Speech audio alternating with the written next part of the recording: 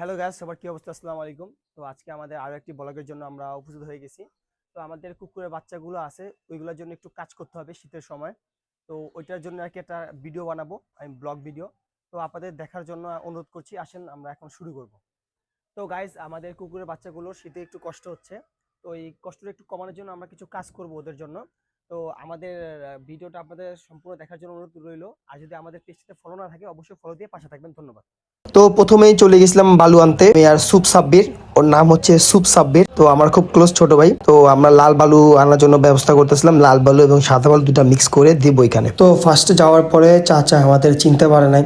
পরে বাড়ির যে মালিক রিপন ভাই এসব বলছে, বলার পরে উনি আমাদের আর কি বালু দেওয়ার জন্য রাজি হয়েছে। তো এখানে একটু হালকা পাতলা অপমানিত হয়েছিলাম, বাট কিছু করার নাই, যেহেতু চিনে নাই, উনি নতুন আসছে। আর তারপরে বালু ভরা শুরু করলাম। সাব্বির বস্তা ধরছে, আমি বালু ভরা শুরু করছি। লাল বালুর পাশাপাশি আমাদের সাদা বালুও নেওয়া দরকার ছিল, তো ওইটাও আমরা নিছি। অ্যান্ড নেওয়ার পরে হচ্ছে আমরা দুজন মিলে বস্তাটা নিয়ে কেমনে যাবো এটা প্ল্যান করতেছিলাম। তারপরে কাকার কোদালটা ফেরত দিয়ে দিলাম, কারণ আমাদের বালু নেওয়া শেষ, আমাদের বালু আর দরকার নাই। বস্তা নিয়ে আমি আর সাব্বির হাঁটা ধরছি। হাঁটতে হাঁটতে আমাদের গন্তব্যস্থলে চলে আসছি। চলে আসার পরে সাব্বির আমারে বলতেছে ওরে নাকি খাওয়াই নাই, ওরে মিশা কথা বলে নিয়ে আসছি। ওরে বলছে যে সিঙ্গারা খাওয়াবো গরম গরম, এটার জন্য ও রাগ হয়ে গেছে। যাই হোক, রাগ হয়ে লাভ নেই। এখন আমি দেওয়াল পার হয়ে উঠতেছি। সাব্বির আসতে বলছি, ও পাগল, আসতে পারতেছে না, অনেক মোটা, এই জন্য। এখানে কলা গাছগুলো অনেক ডিস্টার্ব। যাই হোক, এখন দেখেন যে পিচিগুলো আমরা ধরতে এসেছি সবগুলা, মনে করছে খাবার নিয়ে আসছি। যতটা খাবার খাইতেও পারে না, এখন দুধ খাইতেছে। তো এই প্যারানোর জন্য আমি আবার চলে গিয়ে আমি আবার প্ল্যান করতেছি যে কেমনে কী করবো। কিন্তু যাইতে পারি নাই। ওর আমার লগে মাঝখানে দেখা হয়ে গেছে। ও আমার সাথে সাথে আমার ঘুরতেছে, কী অবস্থা না অবস্থা, বাচ্চাগুলোর কী করবো না করবো, ও টেনশনে পড়ে গেছে। এখন ওরা পিটাইতেছি, কতগুলো হাউ মাউ করতেছে, ওই যে দেখেন আপনারা। ও মনে করছে ওদের বাচ্চারে মারতেছি, ওর সাথে মজাও নিছি আমি অনেকক্ষণ। ও অনেক পেরেশানিতে পড়ে গেছিলো, বুঝতেছে না কি করবে। একবার আসার চেষ্টা করতেছে, একবার যাওয়ার চেষ্টা করতেছে। আমিও খুব ফাইজলামি করতেছি, লাঠি দিয়ে বোতলের মধ্যে বাড়ি দিয়ে আওয়াজ করতেছি, ও যাতে ভাবে ওর বাচ্চারে মারতেছি। কিন্তু এতটুকু বিশেষ আমার করে যে আমি ওর বাচ্চারে মারবো না, এই জন্য আর কোনো টেনশন নেই, চলে গেছে। আর যাই হোক, ফাইজলামি করতে করতে আবার কাজ শুরু করে দিলাম।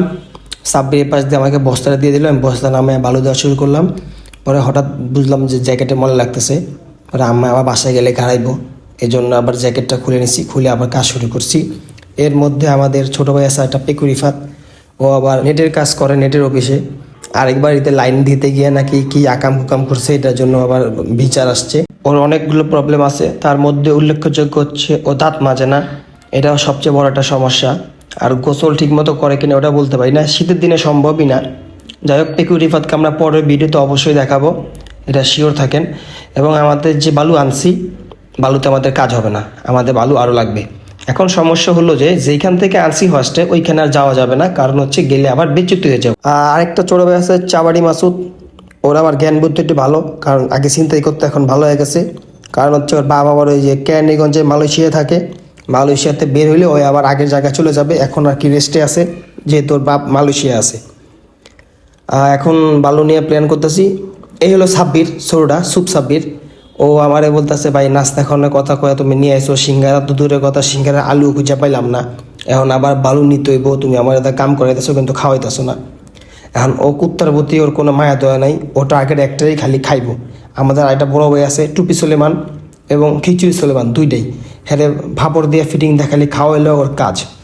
এই সুপ সাব্বির আর হচ্ছে চাপাটি মাছের দুজনে ফিটিং দিয়ে খায়। এই খিচুড়ি সুলেমান হলো আরেকটা নলা মফিস, কোনো কিছু পারে না, হাত দুটো অনেক বড় বড়, দুইটা হাতই খালি বড়, আর কিছুই না। এই যে আবার আইসে কি জানি দিতে, মুরগির চামড়া নিয়ে এসে। আমি বললাম ওর তো দুধ খাওয়া সারা না, এখনও মুরগির চামড়া করতে খাইবো। যাই হোক, বুঝে নাই দেন, এইটা হলো পুরো সাব্বির। চাপাটি মাসুদ আছে ওর কালারের, কারণ অয়ও ডার্ক মোড। সাব্বির আরও বেশি, চাপাটি মাসুদ আরও বেশি ডার্ক মোড। যাই হোক, আমি আবার কাজ শুরু করে দিলাম। এত বড় একটা ভিডিও ভয়েস দিতে দিতে গলা শুকায় যেতেছে, শীতের দিনেও বালু দিয়ে হাত দিয়ে বালু সোজা করতেছি। কারণ ওরা যে পরিমাণ কষ্ট করে, রাতের বেলা বাতাস আসে আর মাটি থেকে অনেক ঝামেলা। বালু তো ঠান্ডা লাগে, কিন্তু তারপরে আগের থেকে ভালো, ওরা হচ্ছে আপনার আরাম করে এটা শুইতে পারবে। এটার উপরে আবার সালা বিছাই দিব, চটের সালা, তাহলে আরও ভালো হবে।